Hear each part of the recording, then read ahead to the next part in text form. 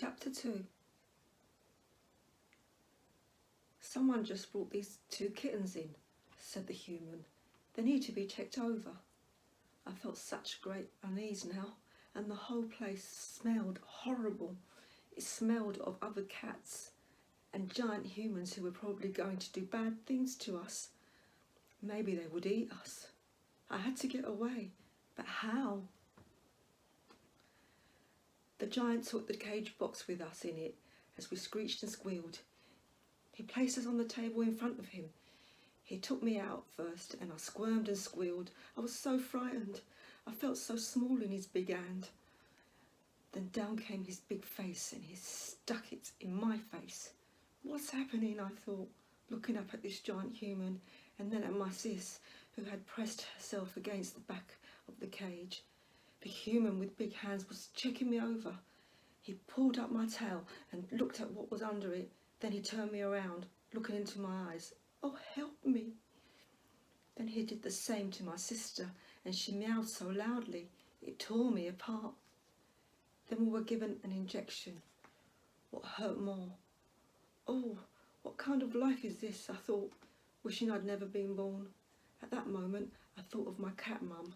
I knew I'd never see her again. I had actually started to forget what she looked like by then. I simply couldn't picture her anymore. And besides, kittens are born blind, so I didn't see that much of her anyway before she died. I felt so sad. Why had this happened to us? What had we ever done to anyone to deserve such a fate? I snuggled up with my sister in the cage. I just didn't know what to think anymore. It was too painful. I'm scared, said my sister. I don't know what's going to happen. I put my paw out to hers to comfort her. It's okay, sis. It will be fine. I'll make sure that we are safe. We stayed like that for a while, napping. But then the giant human with even bigger hands that smelled funny came and got us and shoved us into yet another cage. Well, it was more of a basket or carrier, and we found ourselves being carried outside. Where are they taking us? Asked my sis. We were outside again. It felt great to feel the air on our faces. What if they were planning to leave us out to die? Said sis. I didn't think I can bear any more. Relax, I said, hoping this wasn't going to happen. I thought my sis had an overreactive imagination. But well, I was panicking too by now. A gate door opened and we got put into this small room. The giant human opened the basket and waited for us to come out. Come on now, kitties, out you come. This is going to be your new home for a while until we find you a new one, a forever one. I sort of understood that, and I picked up an image beaming from his mind that was friendly. He had a friendly light around him too. I was sure that he really cared about us. I looked at my sister, who cowered behind me. I realised that one of us had to be brave, and it would have to be me. So I became brave. I stepped up slowly, taking my time to sniff and inspect. That's it, little one, said the human. You'll be nice and safe here.